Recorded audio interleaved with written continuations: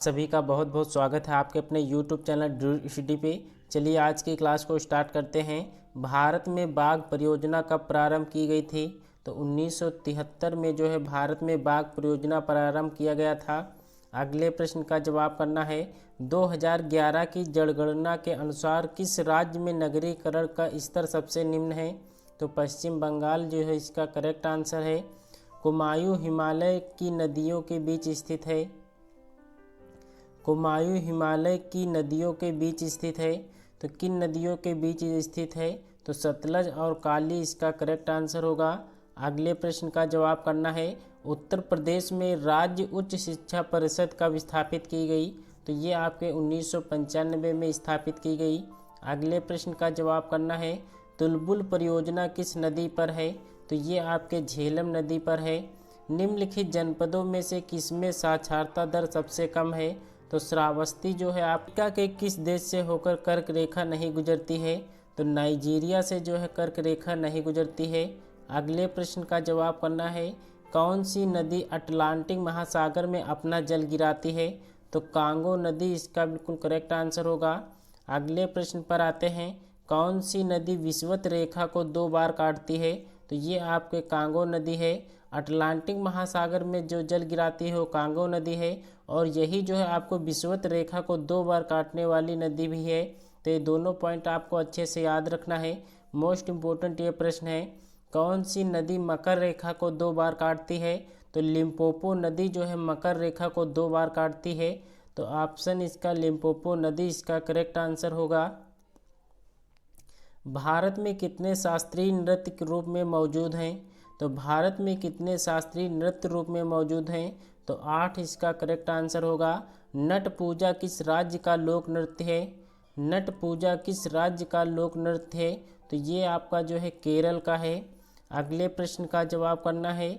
उत्तर प्रदेश को भारत के कितने राज्यों की सीमाएं स्पर्श करती हैं? तो 8 जो है राज्यों की सीमाएं स्पर्श करती हैं।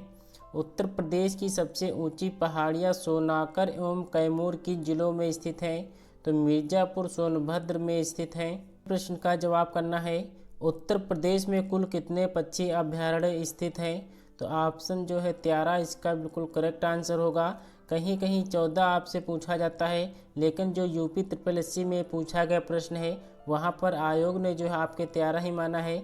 वर्तमान में जो है आपका 14 भी पूछ सकता है। तो इन दोनों पॉइंटों को आपको याद रखना है।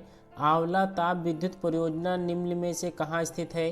तो आंवला ताप विद्युत परियोजना जो है आपके बरेली में स्थित है। अगले प्रश्न का जवाब करना है। इलाहाबाद कांग्रेस अधिवेशन जो है कब हुआ था? तो 1892 में हुआ था। इसके अध्यक्ष जो थे वो WC बनर्जी थे। तो ये दोनों पॉइंट आपको याद रखना है। उत्तर प्रदेश का सबसे ऊंचा बांध निम्नलिखित में से कौन सा है? तो रामगंगा है, जो कि 128 मीटर का जो है ये कहाँ है? तो ये आपके बिजनौर में पड़ता है।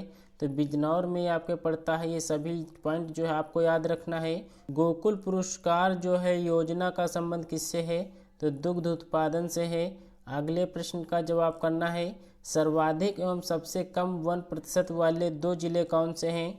तो सर्वाधिक एवं सबसे कम प्रतिशत वाले जिले जो हैं आपके सोनभद्र व भदोही 2 हैं। तो अगले प्रश्न का जवाब करना है। कौन सा तत्व पौधों में सूक्ष्म पोषक नहीं है?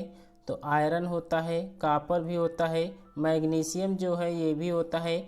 मैग्नीज जो है ये आपका पौधे में सूक्ष्म पोषक तत्व नहीं होता है। राज संबंधित अशोक मेहता समिति का गठन कब हुआ था? तो ये आपके 1977 में हुआ था। अशोक मेहता समिति ने अपनी रिपोर्ट किस वर्ष दी? तो सन 1953 में जो है अशोक मेहता ने अपनी रिपोर्ट दी थी। तो ये पॉइंट आपको याद रखना है। भारत में बेरोजगारी के आंकड़े किस संगठन द्वारा एकत्रित एवं प्रकाशित किए जाते हैं? तो इसका जवाब जो होगा अस्पृश्यता अपराध अधिनियम को पारित किया गया। तो अनुच्छेद जो 17 होता है उसमें अस्पृश्यता पर आते हैं। निम्नलिखित देशों में कौन अफ्रीका के पश्चिमी तट पर स्थित नहीं है? तो गैबन है, अंगोला है, लाइबेरिया है, लेकिन बोत्सवाना जो है ये आपके अफ्रीका के पश्चिमी तट पर स्थित नहीं है। उत्तर प्रदेश के मुख्य लोकगीत कौन कौन से हैं? तो बिरहा, चैती, ढोला, ये तीनों जो है आपके उत्तर प्रदेश के मुख्य लोकगीत हैं। यही पॉइंट आपको याद रखना है। उत्तर प्रदेश के प्रमुख लोक नृत्य कौन से हैं? तो उत्तर प्रदेश के जो प्रमुख लोक नृत्य हैं वो चरकुला है, कर्मा है, पांडव है। अगले प्रश्न का जवाब करना है, उत्तर प्रदेश में कौन से जिले में 2001 से 2011 के दौरान जनसंख्या वृद्धि का प्रतिशत सबसे अधिक रहा है? तो ये आपके बलरामपुर इसका करेक्ट आंसर होगा। भारत का उच्चतम न्यायालय किस दिन अस्तित्व में आया था? तो 28 जनवरी 1950 इसका करेक्ट आंसर है। भारतीय संविधान का कौन सा भाग केंद्र और राज्यों के मध्य वित्तीय संबंधों का विवरण प्रस्तुत करता है? तो भाग सेकंड इसका बिल्कुल करेक्ट आंसर है।